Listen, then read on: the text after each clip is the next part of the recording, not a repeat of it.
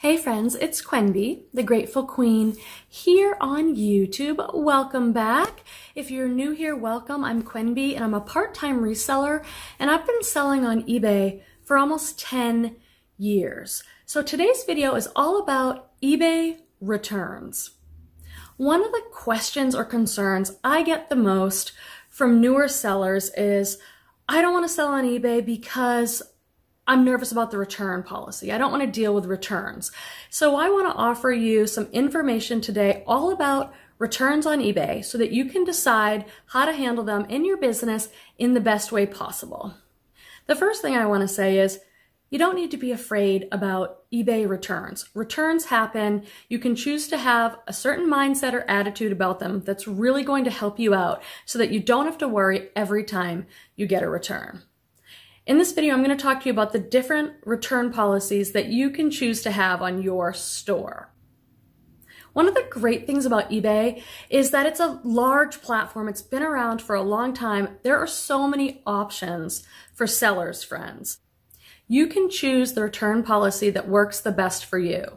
I'm going to share everything I know and my experience in 10 years about returns with you so that you have information that you can use to make the best decision for you for your eBay store.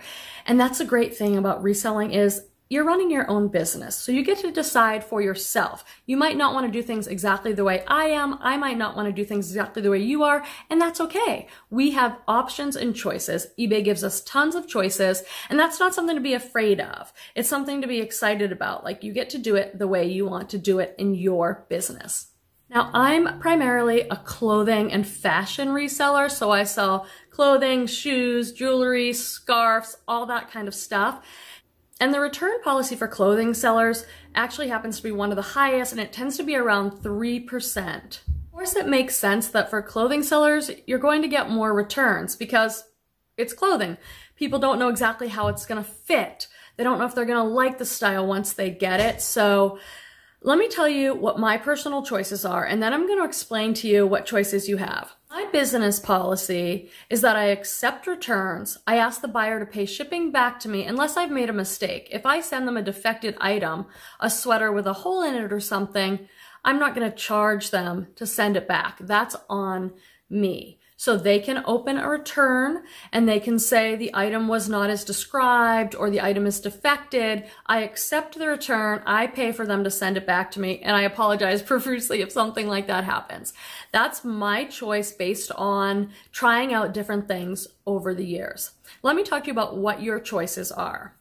Number one, you can say that you do not accept returns, or you can say you accept returns but the buyer pays shipping. You can say that you accept returns and it's free. You're going to accept free returns. They can get it and send it back to you. You're going to pay for everything. Let's talk a little bit about the different choices. Number one, you can say, I don't accept returns. I personally don't recommend this because if you don't accept returns, the buyer, if they don't want that item, they have so many avenues to dispute and to get their money back and to force eBay to refund them out of your funds or PayPal to refund them. Bottom line, if a buyer gets an item and they don't like it and they're not happy and they want to return it to you, you can try and say, I don't accept returns, sorry, but eBay can override that and so can PayPal. So I did try this out in 2020 with everything going on in the world in 2020. It was the year for me to kind of experiment with things, and I'm like, what if I don't accept returns? Because I was getting a few more returns than I was comfortable with, and they weren't because I made a mistake. It was because the person didn't like the fit or didn't know their size in that particular brand and style. So I said, I'm just not going to do returns. Well, that was a big mistake for me personally, because what it meant was I didn't accept returns. So the buyer would open a return case with eBay and they would put item not as described.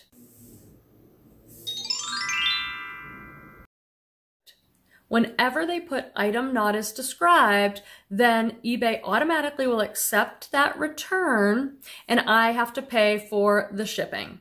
And so what I found was when I didn't accept returns, people were creating reasons to make it as item not as described. So they would say, these jeans don't fit like a size 28.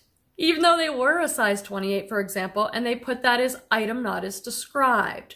Or they would say an item was damaged and it wasn't. And I don't, do I love this about human nature and people? And not really, but I accept it as a business owner. When it comes to money, people can often get a little bit nervous, and so they might try and get their needs met in that way by saying that the seller made a mistake so that they don't have to pay for the item or the shipping and they can get it returned to you.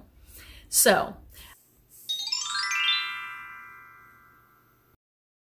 another option that you can do is the one I'm describing, which is, yes, I accept returns, but the buyer pays shipping unless I make a mistake. So if they choose, the most common return that I do get, friends, is doesn't fit.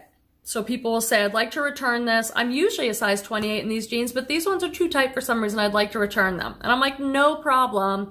Go ahead, return them to me, but they pay shipping in that case. If it's just a preference thing for them, they didn't like the size, they didn't like the style after all, they have buyer's remorse, I'm okay accepting it, but I don't want to have to pay for them to send it back to me. I ask them to do that, and that just works really well for me. And again, one of the issues with eBay is that customers will still sometimes put it as an item not as described case when really it's a fit issue or a style issue, or they just didn't like it.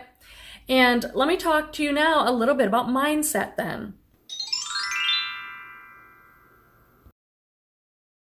I have decided to have a mindset that helps me in my business reduce stress, and that is, I don't argue with any customers about things like this. If they want to return it, fine, send it back to me. I know I'll resell it. Maybe I'll resell it for more next time, and that's okay. I don't get a ton of returns.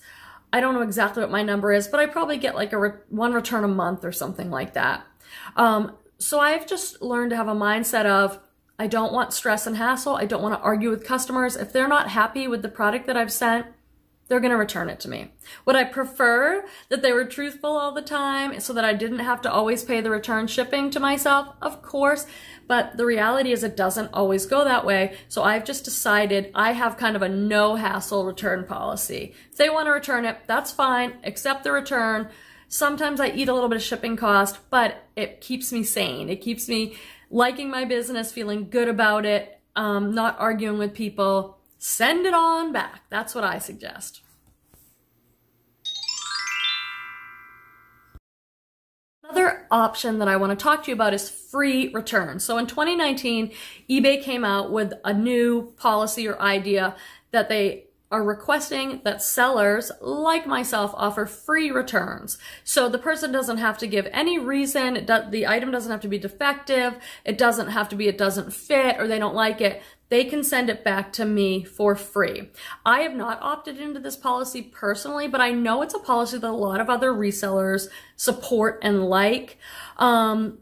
And eBay, if you're doing all these things like offering free shipping, offering free returns, eBay likes that. And so one perk of it might be that your items get bumped up in search to the top of search. The algorithm likes probably free shipping, which eBay recommends, free returns, which eBay recommends, things like that. So some people believe that offering free returns means they get more sales.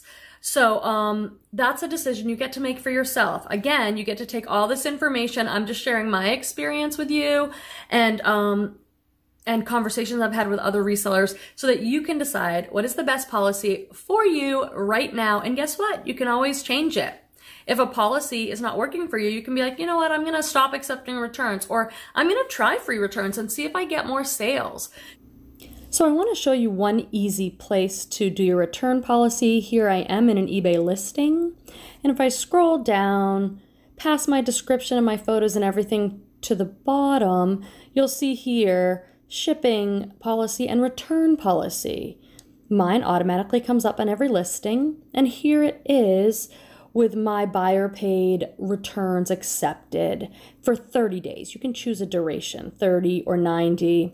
And if you want to create one, you can do it right here by clicking create and save it and close it, and it'll be a default in your listings. You can edit it from there. So it's really easy to create a policy and have it in your listing. So what do you think about these ideas on returns? Share with us in the comments. What's your personal return policy? What's worked for you? What's your mindset around return policy. I know for me in all these years of reselling, when I do kind of a no hassle return, sure, send it back to me if you're not happy with it. I just find it works better for me psychologically, emotionally, and in my business. I have other videos about eBay.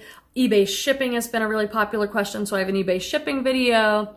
Okay, friends, talk to you soon.